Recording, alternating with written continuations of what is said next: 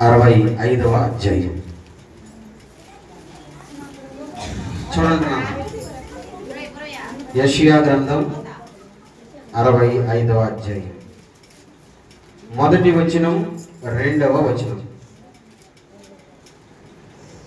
65వ అధ్యాయం మొదటి వచనం, రెండవ వచనం.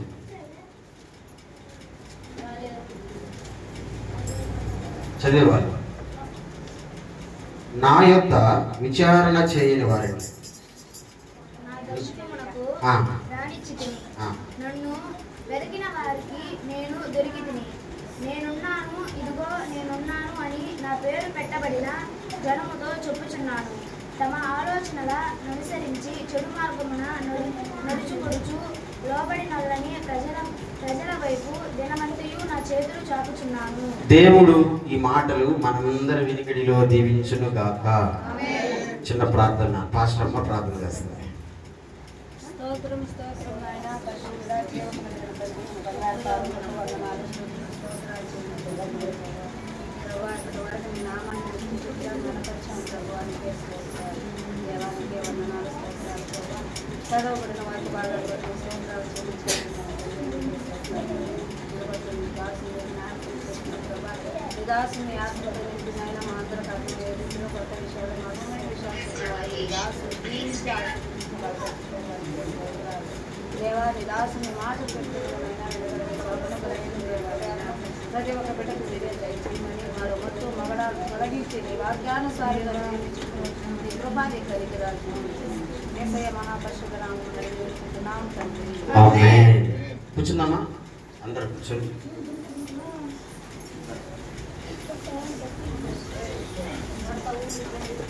ఇక అరవబాకండి, మాట్లాడుకోబాకండి. కాసేపు దేవుని మాటలు మీరందరూ చక్కగా శ్రద్ధగా వినాలని మనం చేస్తాం.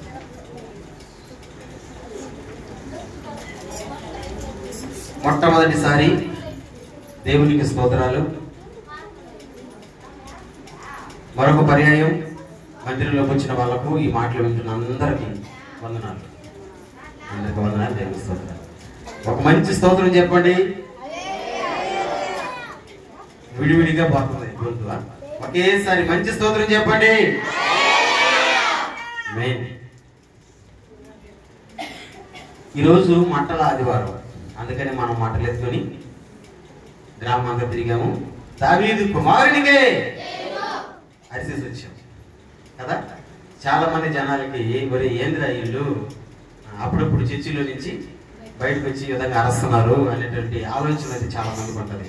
ఎంతమందికి ఉన్నా సరే మనం చేయాల్సిన పని మనం చేసి వచ్చేసాం. సువార్తను ప్రకటించి యేసు ప్రభువుని ఆ రోజు యెరూషలేముకి ఏ విధంగా అయితే ఆహ్వానించారో అలాగే ఈరోజు కూడా మనం కూడా ఆహ్వానించాం అనే రీతిలో మనం ఈ కార్యం చేయడం జరిగింది. నాన్న బాగా వినండి. ఈరోజు మంటల ఆదివారం రోజు నేను ఏం చెప్పాలని ఆలోచన చేస్తున్నప్పుడు దేవుడు నాకు ఇచ్చిన మాట, ఈ మాట ఏంటి? ఆ మాట అంటే దేవుడు చేతులు చాచి ఉన్నాడు. ఏం చేస్తున్నాడు? దేవుడు చేతులు చాచి ఉన్నాడు.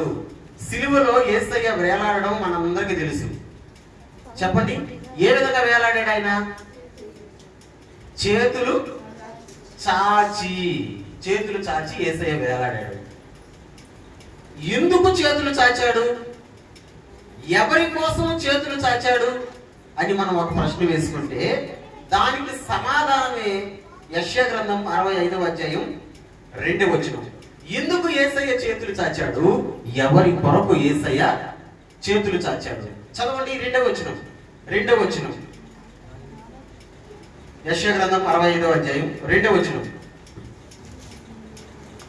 తమ ఆలోచనలు అనుసరించి చెడు మార్గంలో నడుచుకొనుచు లోబడనొల్లని ప్రజల వైపు దినమంతయు నా చేతులు చాపుచున్నాను.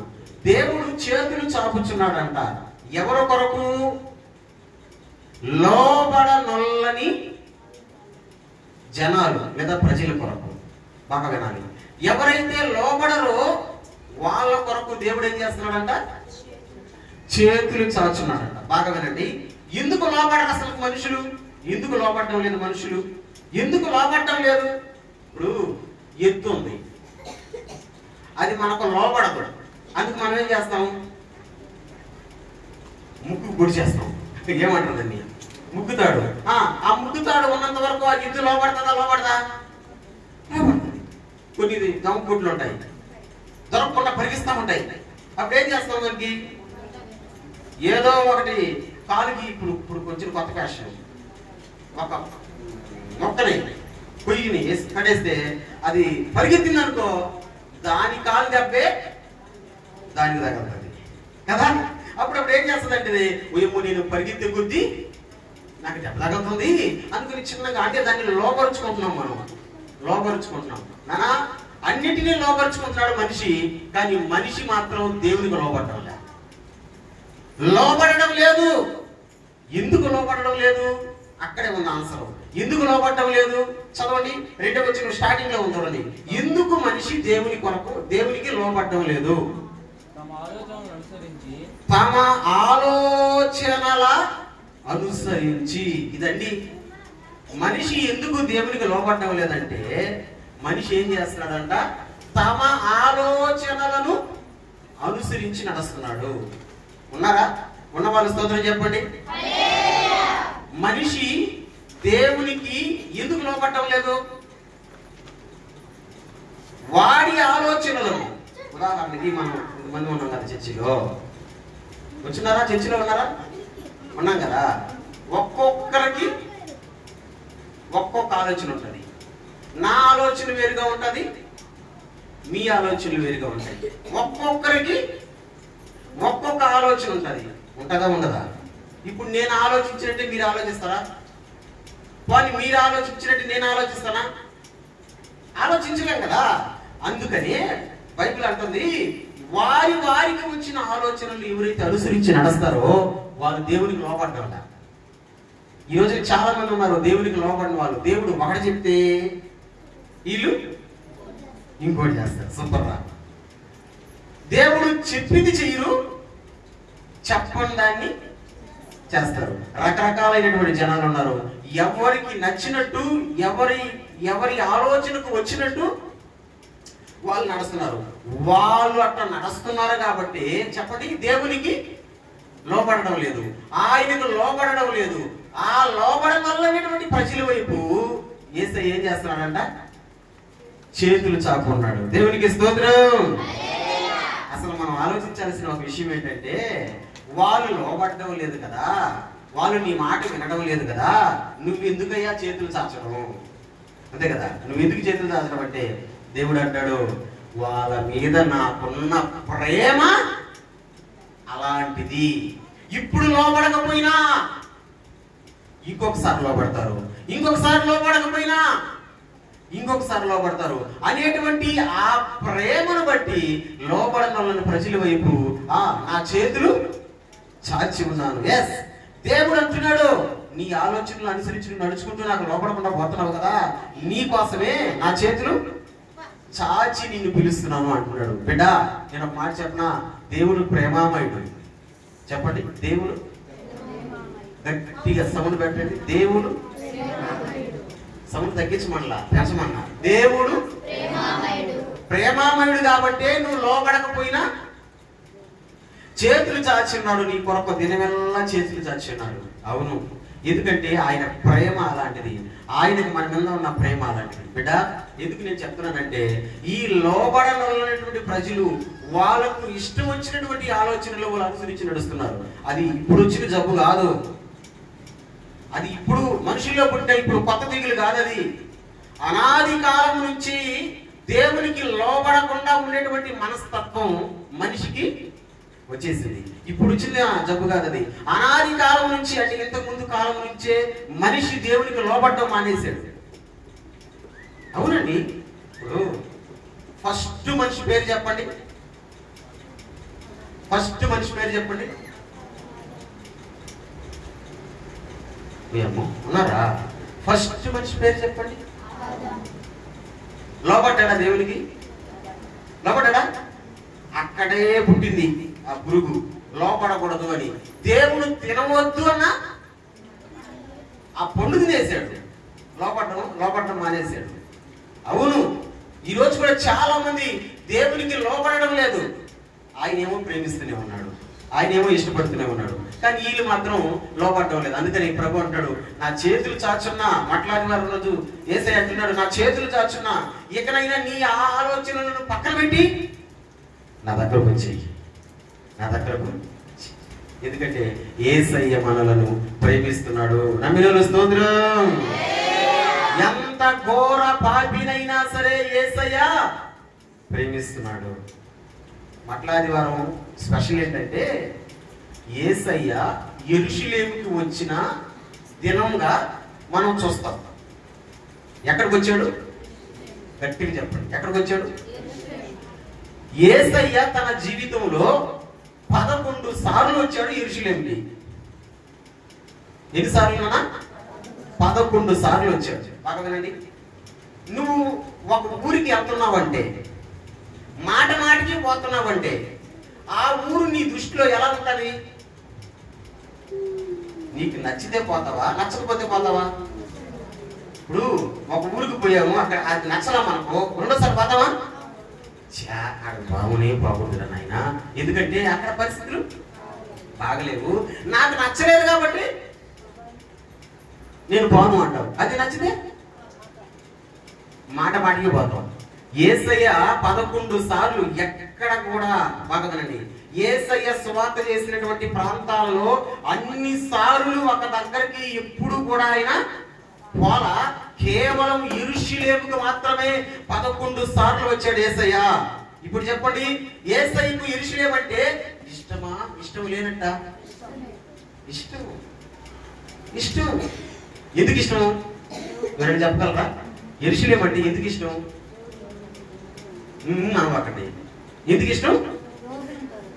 యెరూషలేములో దేవుని మందిరం ఉంది. గట్టిగా చప్పట్లు కొట్టండి, గట్టిగా గట్టిగా. ఈ సన్నిధానములో సంపూర్ణ సంతోషము, ఆరాధించుకునే విలువైన అవకాశం. ఈ సన్నిధానములో సంపూర్ణ ఆరాధించుకునే విలువైన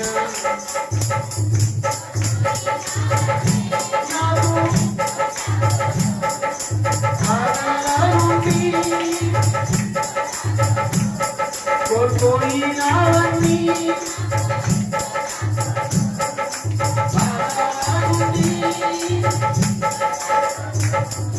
నీవే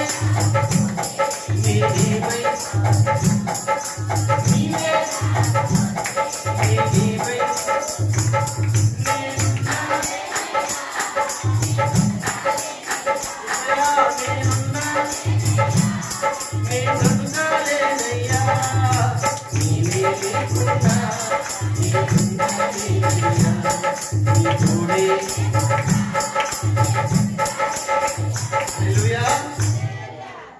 యెరూషలేము అంటే యేసయ్యకి ఎందుకు ఇష్టం అంటే, యెరూషలేములో ఏముంది? దేవుని మందిరం ఉంది. అంటే దేవుని మందిరం ఉంది కాబట్టి యేసయ్య తన జీవితంలో 11 సార్లు యెరూషలేముకి వచ్చాడు. ఇంకొక చిన్న మాట కూడా మనం గుర్తు చేసుకోవచ్చు. యెరూషలేములో దేవుని మందిరమే కాదు, యెరూషలేములో ఒక కోనేరు ఉంది. వా, సూపర్ గా చెప్పారు. ఆ పేరు బెతెస్దా కోనేరు. కోనేరు స్పెషల్ చెప్పండి, ఇప్పుడు చెప్పేస్తాను. కోనేరు స్పెషల్, దేవదూత వచ్చి ఎవరు ముందు దూకితే కుప్పలు కుప్పలు ఉన్నారంట. అక్కడ పెద్ద పెద్ద హాస్పిటల్లో చూడండి, జనాలు ఎట్లుంటారా? కుప్పల కుప్పలు ఉంటారు కదా, అలాగా కుప్పల కుప్పలు ఉన్నారు అక్కడ. ఎందుకు? ఎప్పుడిప్పుడు దేవదూత నీళ్ళు కదిలిస్తుందా? ఎప్పుడిప్పుడు దూకుదామా, ముందు దూకుదామా, ఎప్పుడిప్పుడు బాగైపోయి ఇంటికి పోదాం అనుకుని కుప్పలు కుప్పలు. యెరూషలేము అంటే యేసయ్యకి ఇష్టమండి. కానీ యెరూషలేముకి 11 సార్లు యేసయ్య వచ్చిన ఒక్కరు కూడా ఆయనకి లోబడే వాళ్ళే లేరు. లోబడకపోయినా సరే యెషయా గ్రంథం 45:2 లోబడం వల్లని ప్రజల వైపు దినమెల్లా నా చేతులు చాపి ఉన్నాను. లోబడకపోయినా, ఇప్పుడు చెప్పండి, 11 సార్లు యేసయ్య వచ్చిపోతే లోబడాలా లోబడవలేదా? చెప్పండి, లోబడవలేదా? లోబడిందంటారా లోబడలేదంటారా? లోబడిందా? ఒకసారి చూడండి. లోబడిందో లోబడలేదు ఒకసారి చూడండి. మత్తయి సువార్త 23వ అధ్యాయం, మత్తయి సువార్త 23వ అధ్యాయం 37వ వచనం చూద్దామా? మత్తయి సువార్త 23వ అధ్యాయం 37వ వచనం చూద్దామా? త్వరగా చదివితే త్వరగా వెళ్ళిపోదాం. మత్తయి 23:37. యెరూషలేమా, ప్రవక్తలను చంపుచును, నీ యొద్దకు పంపబడిన వారిని రాళ్లతో రుగుచును ఉండుదానా? కోడి తన పిల్లలు రెక్కల క్రింద ఎలాగూ చేర్చుకొనునో అలాగూ నేనును నీ పిల్లలను ఎన్నో మారులు చేర్చుకొనవలనని ఇంటిని గాని మీరు వల్లకపోతిరి. ఇప్పుడు చెప్పండి, యెరూషలేము లోబడిందా లోబడలేదా? లోబడిందా? ఏమంటున్నాడు చూడండి యేసయ్య. యెరూషలేమా యెరూషలేమా, ప్రవక్తలను చంపుచును, నీ యొద్దకు పంపబడిన వారిని రాళ్లతో కొట్టుచును ఉండు దానా? ఉదాహరణ చెప్తున్నాడు. కోడి తన పిల్లలను రెక్కల క్రిందికి ఎలాగూ చేర్చుకును అలాగే నేను నీ పిల్లలను ఎన్నో మార్లు చేర్చుకొనవలెనని ఉంటిని గాని మీరు వల్లకపోతిరి. అంటే నా మాట వినలేదు. కోడి ఏ విధంగా తన పిల్లలను తన రెక్కల కింద భద్రపరుచుకుంటాదో, కాపాడుకుంటాదో, అదే విధంగా నేను కూడా కాపాడాలని మిమ్మల్ని అనుకున్నాను, కానీ మీరు వల్లకపోతిరి. ఎన్నో మారులు అనే పదం ఉంటుంది అక్కడ. అంటే ఎన్నో సార్లు యెరూషలేముకి దేవుడు వచ్చిన, యేసయ్య వచ్చిన వాళ్ళు మాత్రము వల్లకపోతిరి. అంటే గట్టిగా చెప్పండి, అంటే జనాలు అంటే ఉండాలండి ఈరోజు. ఎన్నిసార్లైనా చెప్పు, ఎంతైనా చెప్పు, ఎన్నిసార్లైనా చెప్పు, ఎంతైనా చెప్పు, వింటారా? వింటారా? మనం ఒక్కోసారి అంటా ఉంటాం కదా, మాట వినకపోతే ఏమంటాం? ఒక్కోసారి బాగా పట్టింది. ఏంటది? అబ్బో, మీకు తెలుసండి, కొవ్వు కొవ్వు కొవ్వు పడితేనంట, చెప్పండి, మాట వింటారంట. జీవతన పని చేస్తారు కొంతమంది. అంటే ఇప్పుడు ఏం పట్టినట్టు? తిరగబాకంటే తిరుగుతారు, తాగబాకంటే తాగుతారు, తినబాకంటే తింటారు. వల్లకపోతిరి. ఎన్నిసార్లు యేసయ్య యెరూషలేముకు వచ్చినా వాళ్ళు వినలేదు. కానీ యెరూషలేము అంటే యేసయ్యకి ఇష్టం కాబట్టి కోడి తన రెక్కల కింద తన పిల్లలను కాపాడుకున్న విధంగా నేను మిమ్మల్ని కాపాడాలనుకుంటున్నాను, కానీ మీరు నా మాట వినడం లేదు అంటున్నాడు. ఈ 11 సార్లు ప్రయాణంలో నేను 3 అనే అంశాన్ని ఎత్తుకుంటాను. కాబట్టి యేసయ్య యెరూషలేముకు వచ్చిన 3 సందర్భాల్లో జరిగినటువంటి చరిత్రని, జరిగినటువంటి సంభాషణని ఈరోజు మీతో నేను పంచుకోవాలని నేను అనుకుంటున్నా. ఈ 3 సందర్భాలు యేసయ్య యెరూషలేముకు వచ్చిన సందర్భాలు. యెరూషలేముకు 3 సార్లు యేసు ప్రభు వచ్చినప్పుడు ఏమి జరిగింది, ఏమేమి చేశాడు ఆయన, ఏమి జరిగింది, ఏమేమి చేశాడు ఆయన. నెంబర్ 1, యేసయ్య ఫస్ట్ యెరూషలేముకు వచ్చింది ఇప్పుడు చూడండి. లూకా సువార్త 2వ అధ్యాయం, లూకా సువార్త 2వ అధ్యాయం తీసారు నాన్న. 21వ వచనం నుంచి చదువుకుంటా వద్దామా? లూకా సువార్త 2వ అధ్యాయం 21వ వచనం కాడి నుంచి చదువుకుంటా వద్దామా? శిశువునకు సున్నతి చేయవలసిన 8వ దినము వచ్చినప్పుడు గర్భమందు ఆయన పడక మునిపే దేవదూత చేత పెట్టబడిన యేసు అని పేరు వారు ఆయనకు పెట్టిరి. మోషే ధర్మశాస్త్రము చొప్పున వారు తమను శుద్ధి చేసుకుని దినములు గడిచినప్పుడు ప్రతి తొలిచూలు మగపిల్ల ప్రభువుకు ప్రతిష్ఠిత చేయబడవలెను అని ప్రభువు ధర్మశాస్త్రం ముందు వ్రాయబడి ఉన్నట్టు ఆయనను ప్రభువుకు ప్రతిష్ఠించుటకును ప్రభువు ధర్మశాస్త్రం ముందు చెప్పబడినట్టు గోవుల జతనైనను 2 పావురపు పిల్లలనైనను బలిగా సమర్పించుటకును వారు ఆయనను యెరూషలేమునకు తీసుకొని పోయిరి. వారు అంటే మరియా యోసేపులు యెరూషలేమునకు తీసుకొని పోయారు. ఫస్ట్ యేసయ్య యెరూషలేముకు వచ్చాడు. చిన్న బిడ్డగా ఉన్నప్పుడు యేసయ్య యెరూషలేముకు వచ్చాడు. ఎప్పుడు వచ్చాడు? 21వ వచనం. ఎప్పుడు వచ్చాడు? ఆ శిశువునకు సున్నతి చేయవలసిన 8వ దినము వచ్చినప్పుడు. యేసయ్య ఫస్ట్ సారి యెరూషలేముకి ఆయనకు 8 రోజులు అప్పుడు వచ్చాడండి. చెప్పండి ఎప్పుడు వచ్చాడు? బయట కాకెక్కిందని గుమ్ముకున్నారంట. ఎప్పుడు వచ్చాడు? యేసయ్యకి అప్పుడు వయసు ఎంత? 8 నెలలు కాదు, రోజులు. 8 రోజులప్పుడు ఫస్ట్ యేసయ్య యెరూషలేముకు వచ్చాడు.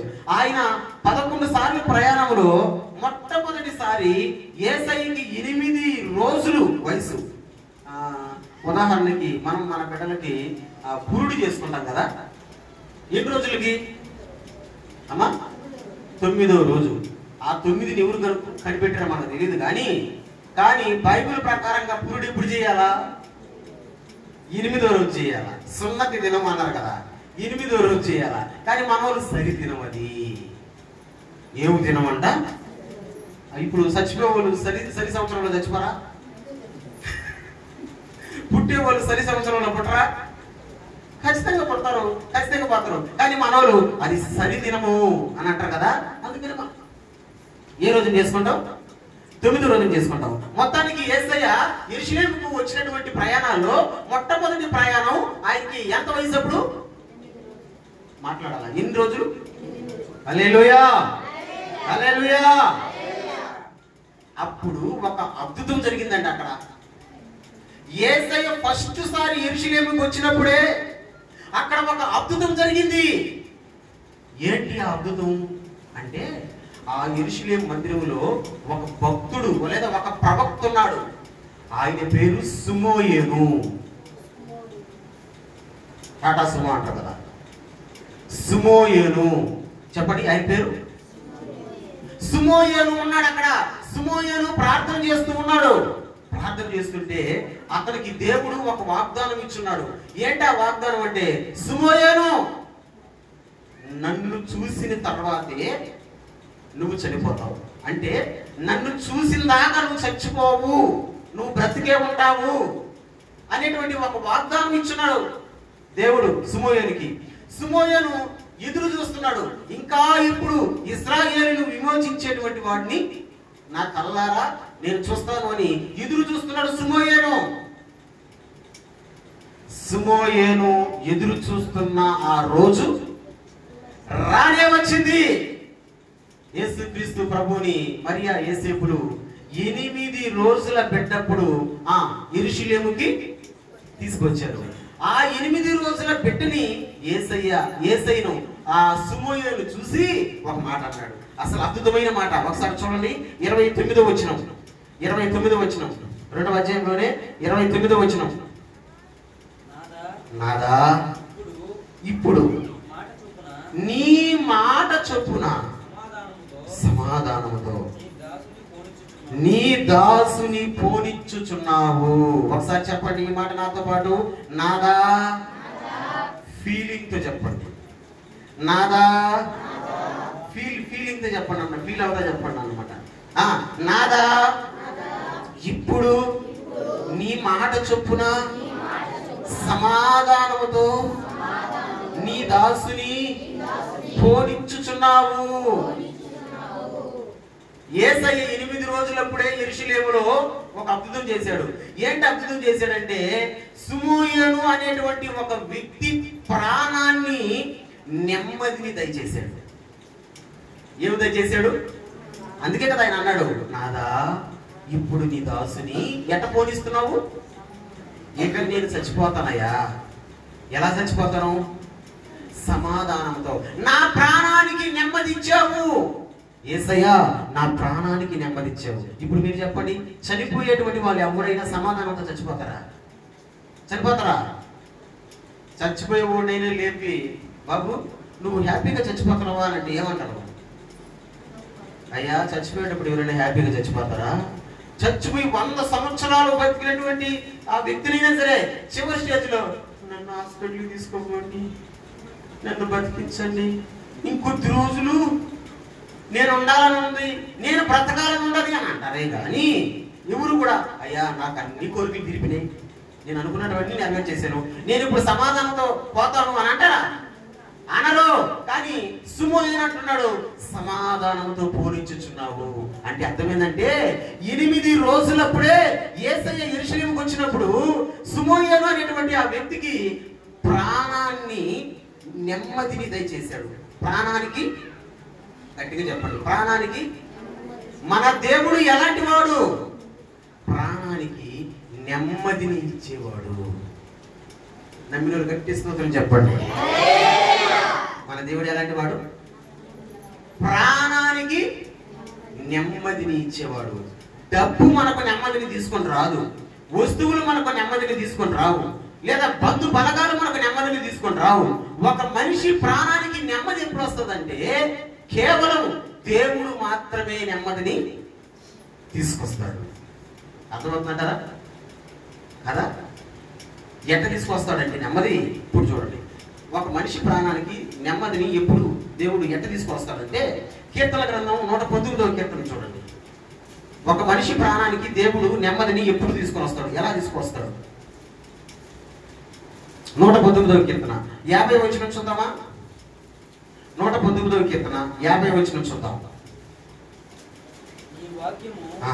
నన్ను బ్రతికించి ఉన్నది, ఆ. నా బాధలలో ఆ. ఇదే నాకు నెమ్మది కలిగించుచున్నది. బాబా గట్టిగా చెప్పినంత పాటు ఈ మాట, నీ వాక్యము. ఉన్నారా? నిద్రపోతున్న వాళ్ళందరూ స్తోత్రం చెప్పండి. ఎవరు ఒకరో ఇద్దరు వికెట్లు పడతా ఉన్నాయి, అవి మహమే. సరే, లేచి ఉన్న వాళ్ళందరూ స్తోత్రం చెప్పండి. నాతో పాటు చెప్పాలి ఈ మాట, నీ వాక్యము నన్ను బ్రతికించి ఉన్నది.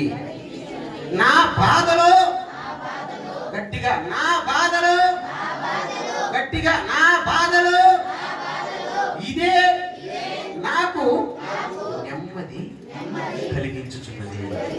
అంటే మనిషికి ఎప్పుడు నెమ్మదిని, ఎలా నెమ్మది వస్తుందంటే దేవుని వాక్యమే నెమ్మది. మీరు అనుకోవచ్చు మనుషులు ఎవ్వరూ మనకు నెమ్మది ఇవ్వలేరు.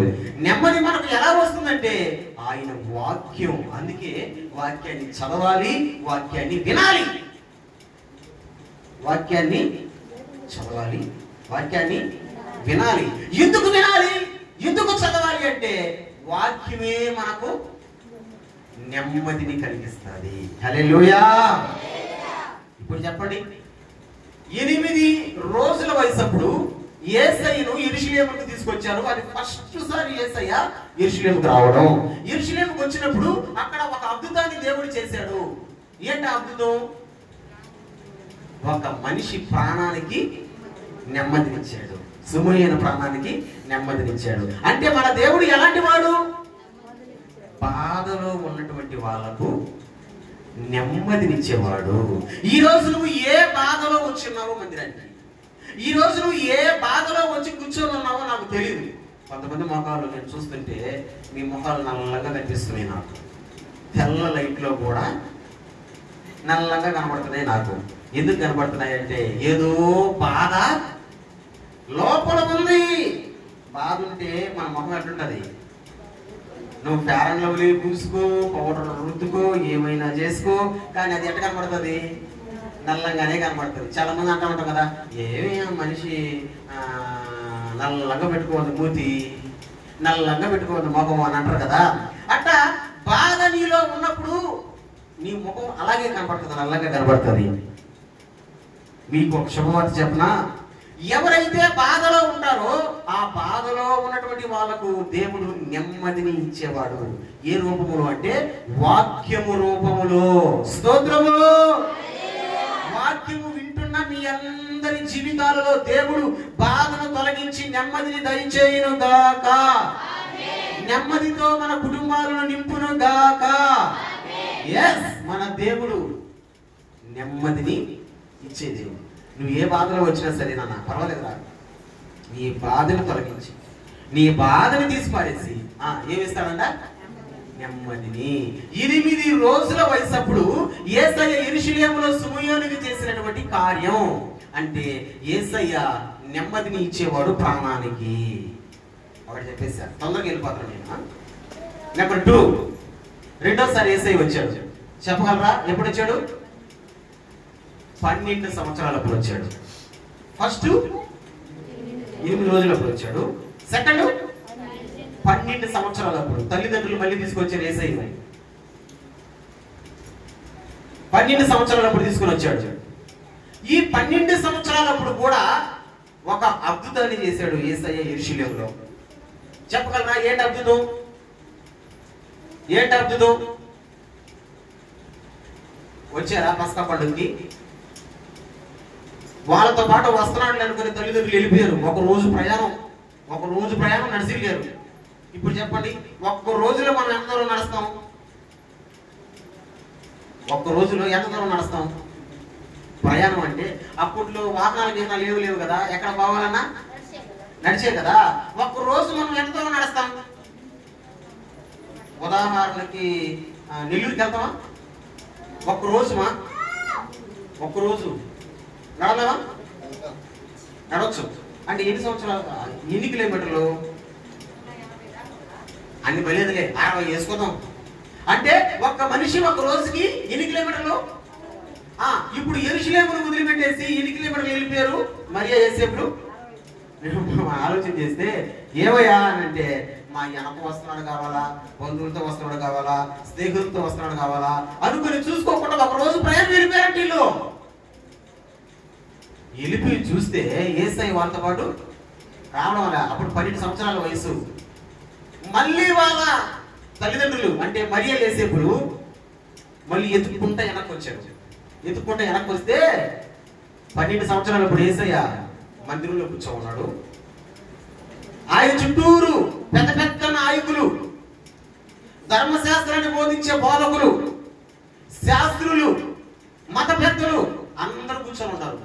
కూర్చొని ఉంటే ఈ 12 సంవత్సరాల వయసు కలిగినటువంటి యేసయ్య వేసే ప్రశ్నలకి వాళ్ళు సమాధానం చెప్పలేకపోతున్నారు. ఎవరు?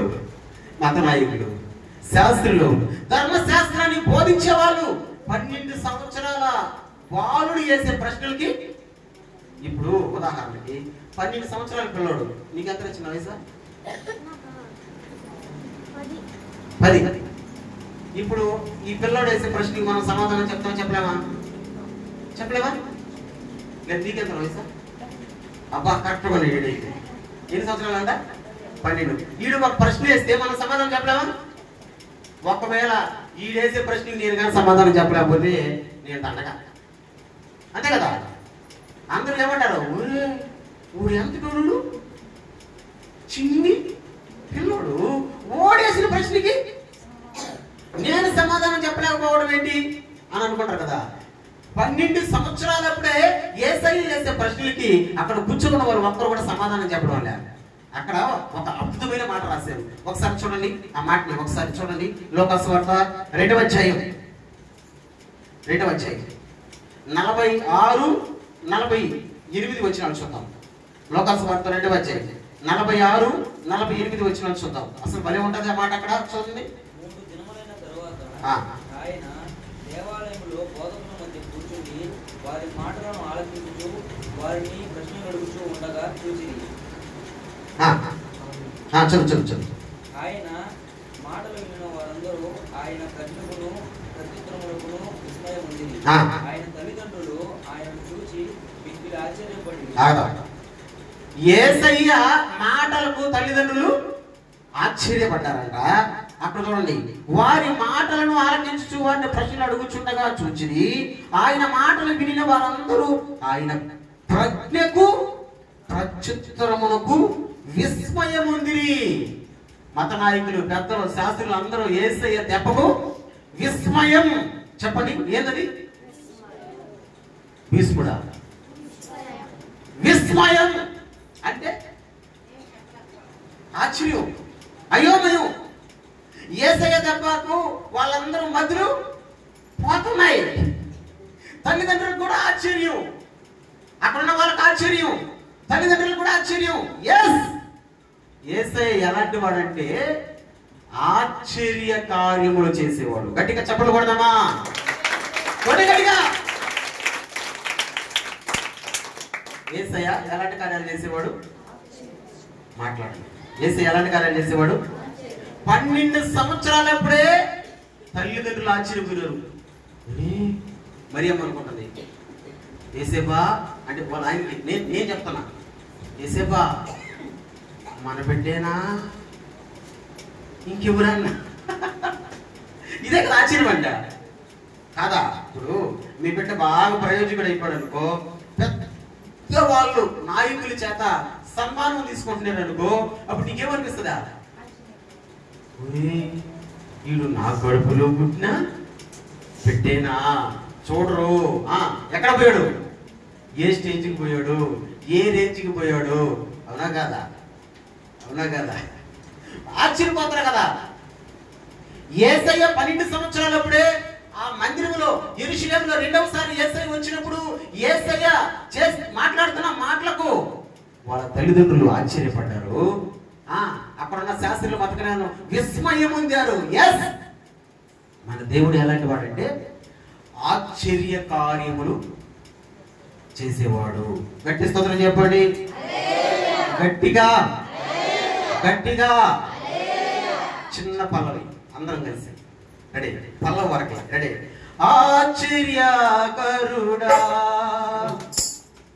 నా ఆలోచన కర్తవు,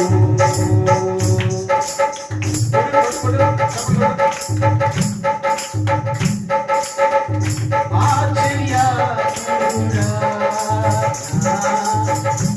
ఆలోచన కర్తవు, చూడగు నా శాలేము, చూడగు శాలేము రాజు ఆశ్చర్య.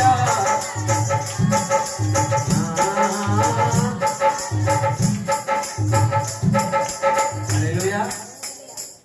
ఈ ప్యాట్ వదిలే నోట్తో పాడండి, చప్పట్లు కూడా కొట్టపాకండి, ఓన్లీ వాయిస్. Ready start. ఆశ్చర్య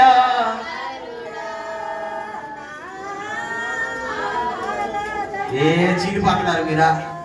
సరే నేను పాడతాను నాతో పాటు, చీలు పాకుండా. ఆశ్చర్యకరుడా నా ఆలోచన కర్తవు, మళ్ళీ ఆశ్చర్య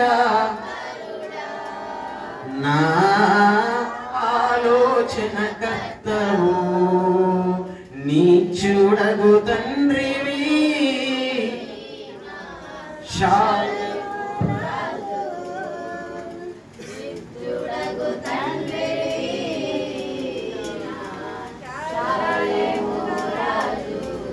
ఇప్పుడు చెప్పండి, మన దేవుడు ఎలాంటి వాడు? గట్టిగా చెప్పండి, ఎలాంటి వాడు? ఒకసారి కీర్తన గ్రంథానికి రండి, 77వ కీర్తన చూడండి. కీర్తన గ్రంథం 77వ కీర్తన చూడండి, 14వ వచనం చూడండి. 77వ కీర్తన 14వ వచనం చూడండి. 14వ వచనం 77వ కీర్తన 14వ వచనం చూడండి.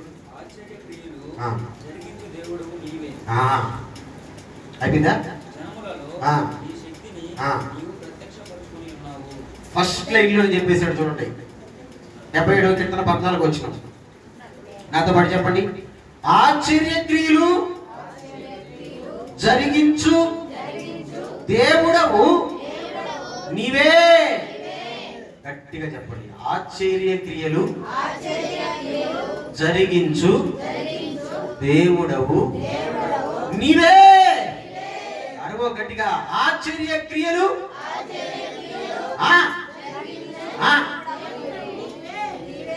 నీవే అంటే అర్థమైంది, నువ్వు తప్పితే ఇంకెవరు లేరని అర్థం, అంతే కదా? ఆశ్చర్య కార్యాలు చేసేవాడు కేవలం మనం ఆరాధిస్తున్నటువంటి దేవదేవుడు ఒక్కడే. ఏం చేస్తాడంటే ఈయన? గట్టిగా చెప్పండి, ఏం చేస్తాడంటే ఈయన? మీ జీవితాల్లో ఆశ్చర్య కార్యాలు చేయలే ఎప్పుడైనా? ఆశ్చర్యం ఇప్పుడే చేయరా? ఒరే నన్న ఇంతలా మార్చింది దేవుడు, నాకా ఇదంతా ఇచ్చింది దేవుడు, నన్నేనా ఇలా మార్చింది దేవుడు. ఆశ్చర్యం వేయలే ఇప్పుడు? ఇలా ఇక్కడ ఎవరైనా మా అత్తలు ఉన్నారా, నా మామలు ఉన్నారా, లేదా మా బావలు ఉన్నారా, లేదా నా తోబుట్టులు ఉన్నారా? ఉన్నారా? అసలు మా పొలం వాళ్ళు ఎవరైనా ఉన్నారా? ఎవరు లేరు. కానీ కానీ కానీ దేవుడు ఆశ్చర్యకార్యం చూడండి, మిమ్మల్ని అందరూ నిలిచిపెట్టాడు. ఇప్పుడు మీ అందరూ నా మీద అభిమానం లేదు, ఉండదు లేదా? ఉండదనే వాళ్ళందరూ స్తోత్రం చెప్పండి. కొంచెం ఉంది కాబట్టి కొంచెం చెప్పిరా. మరిగింత ఉందో అది అన్న వాళ్ళందరూ 2 చేతులు చెప్పండి. ఆ అభిమానం ఎవరు ఇచ్చినట్టు? నేను వచ్చి అక్క అక్క నన్ను అభిమానించక్క అన్నానా? ఒకవేళ అంటే వీడు మా దగ్గరకు వచ్చి ఏమంటున్నాడు? అభిమానించమంటున్నాడు, ఏడు మాట్లాడుకోమంటున్నాడు అని అనుకోవచ్చు కదా. కానీ ఆశ్చర్యకారం చూడండి, ఎక్కడెక్కడో ఉన్నటువంటి మనల్ని తీసుకొని వచ్చి మందిరంలో కూర్చోబెట్టాడు. ఇప్పుడు అందరిని నేను అలాగే వరుసలు పెట్టి పిలుస్తా. ఒకరిని మామ అంట, ఒకరిని అత్త అంట, ఒకరిని భయ్యా అంట, ఒకరిని బంధంతో మాట్లాడుకుంటా. ఎందుకంటే మన దేవుడు ఎలాంటి వాడు? ఆశ్చర్య కార్యాలు చేసేవాడు. ఎస్, ఆశ్చర్య కార్యాలు చేసే దేవునికి స్తోత్రం. దావీదు కుమారునికే, దావీదు కుమారునికే ప్రభు పేరిట వచ్చువాడు, ప్రభు పేరిట వచ్చువాడు సర్వోన్నతమైన స్థలములలో, సర్వోన్నతమైన స్థలములలో హల్లెలూయా ఆశ్చర్య కార్యాలు చేసేవాడు కాబట్టి. అవును కదనా? పాట నుంచి తీసుకొని వచ్చాడు జనాల్ని, కోటూరు నుంచి తీసుకొచ్చాడు, మొలకూరు నుంచి తీసుకొచ్చాడు. అసలు ఎట్లా ఉంది బయట ఎండ? భయంకరంగా ఉంది. అందరిని తీసుకొచ్చి ఇక్కడ కూర్చోబెట్టాడు. మనందరి చేత ఆయన మన్ననలు పొందుతున్నాడు. అంటే అర్థం ఏంటంటే మన దేవుడు ఆశ్చర్య కార్యాలు. అందుకని మనం చదివాం కదా, ఏమని? ఆశ్చర్య క్రియలు జరిగించు దేవుడవు నీవే. ఇంకొకసారి చెప్పండి అన్న, భలే ఉందా మాట? ఆశ్చర్య క్రియలు జరిగించు దేవుడవు నీవే. అంటే ఇంకెవరు లేదయ్యా ఆశ్చర్యకార్యాలు చేసే దేవుడు నీవే.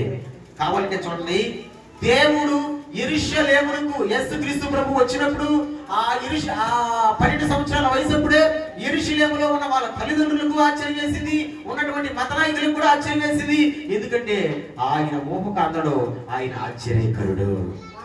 ఈ రోజు ఒక మంచి మాట చెప్తాను, గుర్తుపెట్టుకో.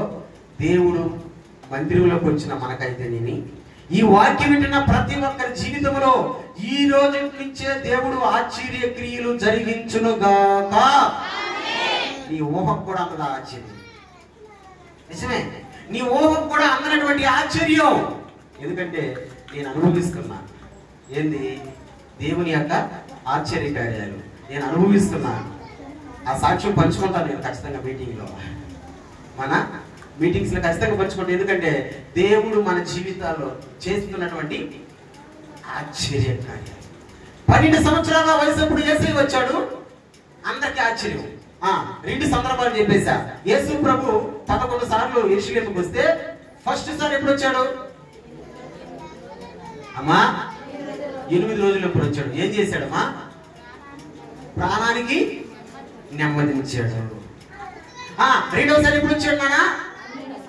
12 సంవత్సరాలప్పుడు. ఏం చేశాడు? ఆశ్చర్యాన్ని కురిపించాడు. అక్కడ ఆశ్చర్యాన్ని చూపించాడు. చివరిగా లాస్ట్ సారి ఎప్పుడు వచ్చాడు? లాస్ట్ సారి ఎప్పుడు వచ్చాడు? నవీను ఫస్ట్ ఆయన చెప్పే మెసేజ్ లో మనకు చూపించాడు ఆ మాట. ఎక్కడది? మార్కు సువార్త 11. మార్కు సువార్త 11 అధ్యాయం డైరెక్ట్ గా 11 వచనం చదివేయండి.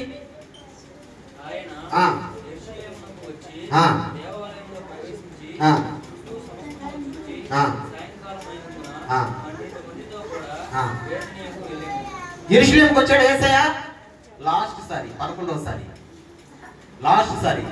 అప్పుడు ఆయన వయసు ఎంత? 33.5. ఫస్ట్ 8 రోజులు, తర్వాత 12 సంవత్సరాలు, లాస్ట్ 33.5 యెరూషలేముకు వచ్చాడు యేసయ్య. ఇప్పుడు చెప్పండి, ఏమన్నా చేసాడా చేయలేదు? అక్కడ 8 రోజులు ఎప్పుడు చేసాడా? 12 సంవత్సరాలు ఎప్పుడు చేసాడా? మరి 33.5 అప్పుడు చేశాడా? ఏం చేశాడు? ఏం చేశాడు? కింద వచ్చిన చదవండి. ఏం చేశాడు? కింద వచ్చిన నేను చూపిస్తా 15 వచ్చిన ఆయన దేవాలయంలో ప్రవేశించి దేవాలయంలో విక్రయములు చేయువారిని వెళ్ళగొట్టనారంభించి రూపాలు మార్చువారి పువ్వులమ్ము వారి పీటలను పడద్రోసి దేవాలయము గుండా ఏ పాత్ర అయినను ఎవరికి దేనియకుండెను. ఏం చేశాడు? అక్కడ క్రయ విక్రయాలు అంటే వ్యాపారం జరుగుతుంది. ఎక్కడ? యెరూషలేము దేవాలయంలో. ఆ వ్యాపారం చేసే వాళ్ళందరినీ ఎల్లగొట్టాడు. కొట్టి చెప్పండి వెళ్ళ అంటే అర్థమైంది.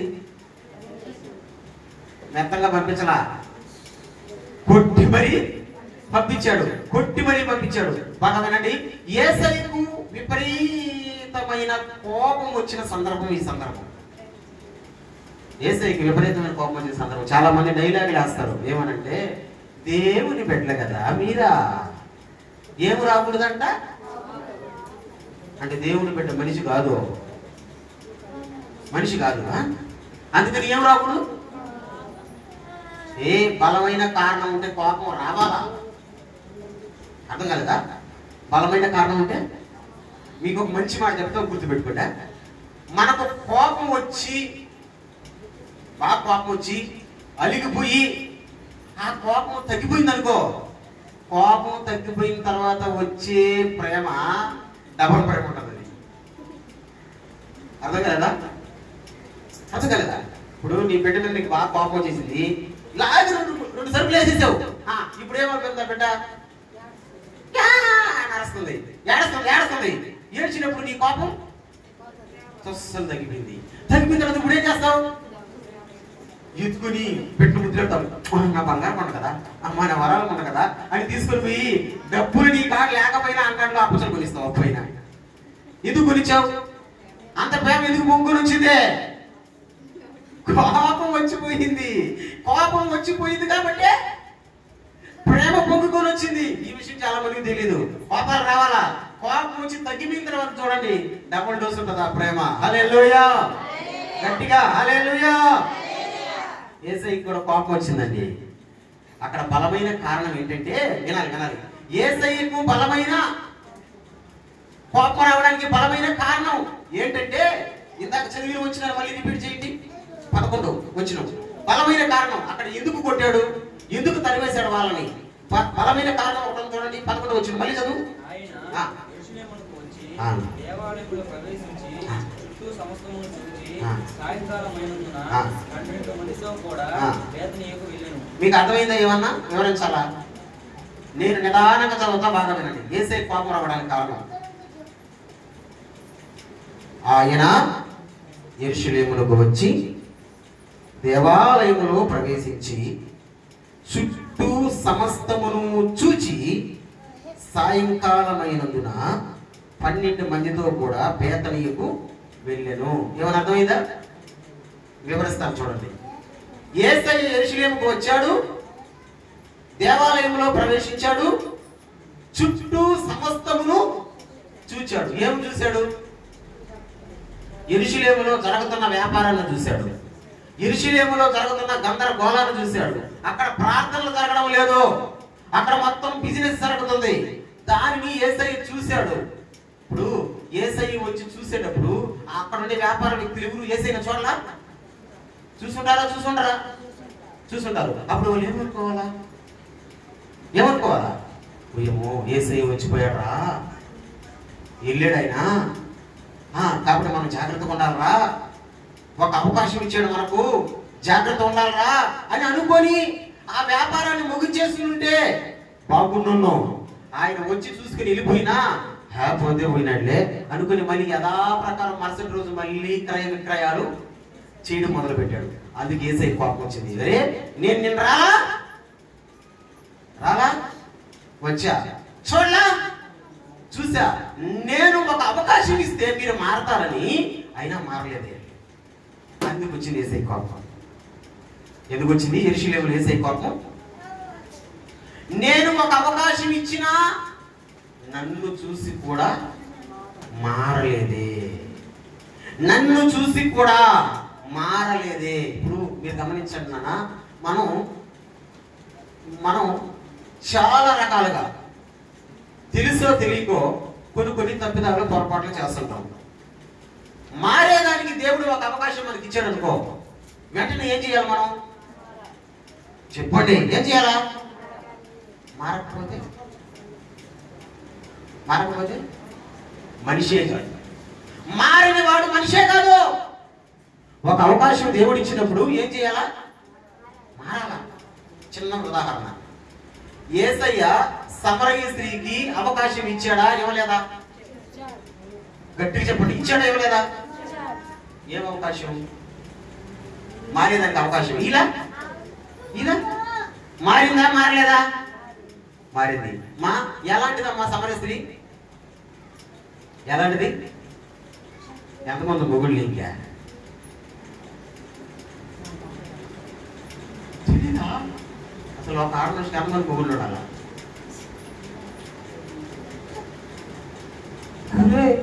ఒక్కరే ఉండాలా? కానీ ఈ తల్లికి ఎంతమంది మొగుళ్ళ? ఇప్పుడు చెప్పండి, నా చెయ్యి చూసాను చెప్పండి. ఎంతమంది? తల్లా నువ్వు మనిషివేనా లేకపోతే ఇంకేమన్నానా? 5 మంది భర్తలు. ఎవరికి? సమరయ స్త్రీకి. అలాంటి స్త్రీకి యేసయ్య అవకాశం ఇచ్చాడు మారేదానికి. చెప్పండి, మారిందా మారలేదా? మారలా, మారిపోయింది. అవకాశం ఇచ్చిందే తడుగు, అవకాశాన్ని పట్టుకునింది, అవకాశాన్ని వినియోగించుకునింది. సమరయ స్త్రీ మారిపోయిందే. అది బ్రతుకంటే. ఆమె మారడం మాత్రమే కాదు, సమరయులందరినీ తీసుకుని వచ్చి, నా గుట్టు విప్పినవాడు మీ గుట్టు విప్పుతాడో రండి.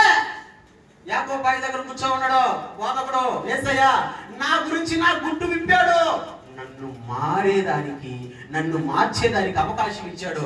నేను మారిపోయా, మీరు కూడా మారిపోతారు. రండి రండి, నా గుట్టు విప్పినవాడు మీ గుట్టు విప్పుతాడు అనండి. నా గుట్టు విప్పినవాడు ఏ తట్టు చూస్తున్నావో లో గుట్టు దాస్తున్నావా? గుట్టు రట్టు కాకముందే తప్పులెప్పుకోవాలమ్మా, తప్పకుండా యేసు ముందు తల వంచి మొక్కాలయ్యా. తప్పదో. అవకాశం ఇచ్చాడు, సమరయ స్త్రీకి అవకాశం ఇచ్చాడు. అవకాశంలో మారిపోయింది సమరయ స్త్రీ. దేవునికి స్తోత్రం. ఇంకొక చిన్న మాట చెప్పనా? పాపాత్మురాలు 51:8 వచ్చేది. పాపాత్మురాలు, ఆమెకి భర్తలే 5 మంది. ఆమె సంగతి ఓకే, భర్తలుగా అనుకునింది, వాళ్ళతో కాపురం చేసింది, ఓకే. ఈమె ఎవరు? పాపాత్మురాలు అంటే వ్యభిచారం చేస్తున్న స్త్రీ. ఇంక 5 మంది ఉంటారా? 5 మందేనా? వ్యభిచారం చేసే వాళ్ళకి ఎంతమంది అయితే ఏముందా? పోతా ఉంటే బండి ఇలాంటి వాళ్ళే తొందరగా జబ్బులు వచ్చి చచ్చిపోయింది. నడి వయసులో చచ్చిపోతుంటారు చూడండి కొంతమంది. యూరిన్లు మనుషులు లెక్క చేయరు. చిన్నాలా పెద్దాలా, వాయాలా వరసాలా, భయంకరంగా పక్కనే ఉంటారు. జాగ్రత్త, తొందరగా చచ్చేది నువ్వే. అలాంటి వ్యభిచారమును పట్టబడిన స్త్రీ యేసయ్య అవకాశం ఇచ్చాడా? చెప్పండి మా, ఇచ్చాడా? ఏమిచ్చాడు మా? ఎలా ఇచ్చాడు? నీ పాపాలు నేను క్షమించాను, ఇక నువ్వు వెళ్ళి పాపం చేయబాక. ఛాన్స్ ఇచ్చాడా? నువ్వు వెళ్ళి పాపం చేయబాక. చేసిందా? చేయలేదా? చేయలా. అవకాశం ఇచ్చింది, అవకాశం వచ్చింది. యేసయ్య అవకాశం ఇచ్చాడు, మారిపోయింది. ఇది కదా బతుకంటే, వీళ్ళు కదా మనుషులంటే. యేసయ్యకి ఒక మంచి అలవాటు ఉంది, అవకాశం ఇస్తాడు ప్రతి ఒక్కరికి మారేదానికి. నాకైనా సరే, నీకైనా సరే. ఈ మట్లాదివారం రోజు యెరూషలేములో 33.5 సంవత్సరం చివరిగా యేసయ్య ఒక హెచ్చరిక ఇచ్చాడు. ఏమి ఇచ్చాడంటే, అవకాశం ఇస్తున్నా నీకు, మారిపో. అవకాశం ఇస్తున్నా నీకు, మారిపో అంటున్నాడు. సమరయ స్త్రీ మారినట్టు మారిపోవాలా? వ్యభిచారం పట్టబడిన స్త్రీ మారినట్టు మారిపోవాలా? కానీ వీళ్ళు మారారా? యెరూషలేములో మారారా? అందుకే కదా ఫస్ట్ లో ఒక మాట చూపించాను, మీకు గుర్తుందో లేదో. యెరూషలేమా యెరూషలేమా, ప్రవక్తలను చంపుతూ రాళ్లతో కొట్టుతున్నదానా, కోడి తన రెక్కల కింద పిల్లల్ని ఎలాగో చేర్చుకున్నాను, అలాగే ఎన్నో మార్లు నిన్ను చేర్చుకోవాలని నేను అనుకున్నాను, కానీ నువ్వు నా మాట వల్లకపోతివి, వినలేదు. అవకాశం ఇచ్చాడు యేసయ్య, మారలేదు, వినలేదు. అందుకని యేసయ్య కోపం వచ్చింది. ఇప్పుడు చెప్పండి, వెళ్ళ కొట్టనారంభించాడు, కొట్టాడు వాళ్ళని. ఎందుకు కొట్టాడంటే మాట వినరా, ఇలా మాట వినరు, అవకాశం ఇచ్చినా కానీ మారరు. అందుకని ఏం చేశాడు? కొట్టాడు. బిడా, యేసయ్య యెరూషలేముకి వచ్చాడు. యెరూషలేం అంటే యేసయ్యకి చాలా ఇష్టం. వాళ్ళు లోపడటం లేదు, అయినా కానీ ఇష్టం. మనం కూడా కొన్నిసార్లు లోపడం, అయినా కానీ మనం అంటే ఆయనకు ఇష్టం. యేసయ్య 3 సార్లు 3 ప్రసంగాలు చేశాడు, 3 అద్భుతాలు మనకు చూపించాడు యెరూషలేములో. చెప్పండి, ఫస్ట్ సారి ఎప్పుడు వచ్చాడు? గట్టిగా ఎప్పుడు వచ్చాడు? ఏం చేశాడు? 8 రోజులప్పుడు వచ్చి ప్రాణానికి నెమ్మదినిచ్చాడు. రెండోసారి ఎప్పుడు వచ్చాడు? 12 సంవత్సరాలప్పుడు వచ్చాడు. ఏం చేశాడు? అమ్మా, ఆశ్చర్యం కురిపించాడు. లాస్ట్ అండ్ ఫైనల్ ఎప్పుడు వచ్చాడు? ఏం చేశాడు? అవకాశం ఇచ్చాడు. అది గుర్తుపెట్టుకోండి. ఏమిచ్చాడు? నేను కూడా చెప్తాను ఈరోజు, బిడ్డ అవకాశం ఇచ్చాడు నీకు. ఇంకా ఎన్ని రోజులు ఆ తాగుడు మారిపో, ఇంకా ఎన్ని రోజులు ఆ పాప బ్రతుకు మారిపో, ఇంకా ఎన్ని రోజులు ఆ లోకానుసారమైన బ్రతుకు మారిపో. సమరయ స్త్రీ మారినట్టు, వ్యభిచారంతో పట్టబడిన స్త్రీ మారినట్టు మారిపో. దేవుని పొందుకో. అటువంటి మహా గొప్ప కృప దేవుడు మనందరికి దయచేయునుగాక. తల వంచండి, సాధ్యమైతే మోకరించండి, ప్రార్థించండి. ప్రియ దేవుని జనాంగమా, ప్రియ దేవుని బిడ్డ, ఈరోజు దేవుని స్వరం, దేవుని వాక్యం వినినా నీవు ప్రశ్న వేసుకో. యెరూషలేముకి యేసయ్య వచ్చిన 3 సందర్భాల్లో 3 ప్రాముఖ్యమైన విషయాలు మనతో హెచ్చరిక చేశాడు. 8 రోజులప్పుడు వచ్చి ప్రాణానికి నెమ్మదినిచ్చాడు. 12 సంవత్సరాలప్పుడు వచ్చి ఆశ్చర్యాన్ని కురిపించాడు. చివరిగా 33.5 సంవత్సరాలప్పుడు వచ్చి ఒక అవకాశాన్ని ఇచ్చాడు. వాడుకుంటావా అవకాశాన్ని? వదిలేసుకుంటావా?